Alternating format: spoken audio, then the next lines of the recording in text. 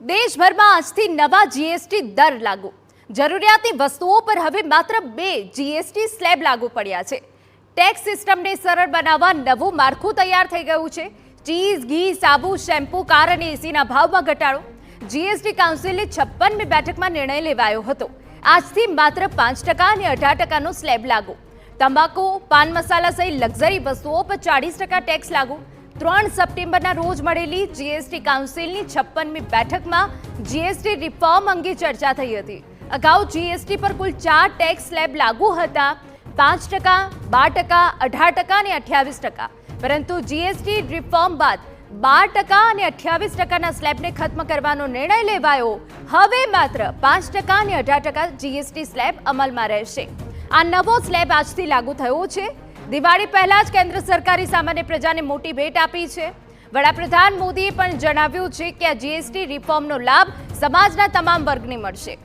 મનાઈ રહ્યું છે કે આ નવા ટેક્સ સ્લેબથી ટેક્સની ગૂંચવણો પણ ખત્મ થશે. તો આજથી રોજિંદી જરૂરિયાતની અનેક વસ્તુઓની કિંમત ઘટી છે.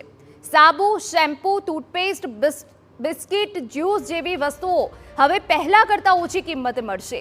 ઘર માટે જરૂરી ઉપકરણો જેવા કે એસી, ફ્રીજ, ડિશવોશર અને મોટા ટેલિવિઝન પણ આજથી સસ્તા થયા, કારણ કે તેના પરનો સ્લેબ પણ 28%થી ઘટાડીને 18% કરી દેવાયો છે.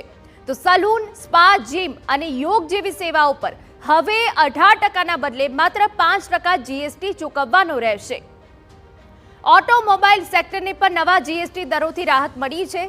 નાની કાર કે જેના એન્જિન 1200 સીસીથી ઓછા છે તેના પરનો ટેક્સ 28%થી ઘટાડીને 18% કરી દેવાયો છે. તો 350 સીસીની ઓછા બાઇક અને સ્કૂટરને પણ 18%માં આવરી લેવાયા છે, જેને પગલે તેની કિંમત સસ્તી થશે અને ગ્રાહકોને તેનો લાભ મળશે.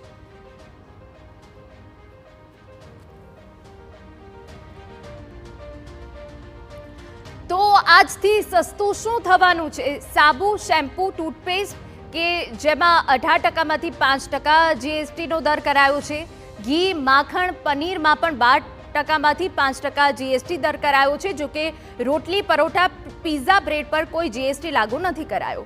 પેકેજિંગવાળા જે નાસ્તા છે તેમાં પણ 18% જે જૂનો દર હતો તે હવે 5% કરાયો છે. ડ્રાય ફ્રૂટ્સમાં પણ 12%માંથી 5% સ્લેબ પર જીએસટીનો નવો દર નક્કી કરાયો છે. અને એ સિવાય કોફી છે, વાસણો છે, બાળકોની બોટલ અને ડાયપર છે, આ તમામ વસ્તુઓ સસ્તી થઈ છે.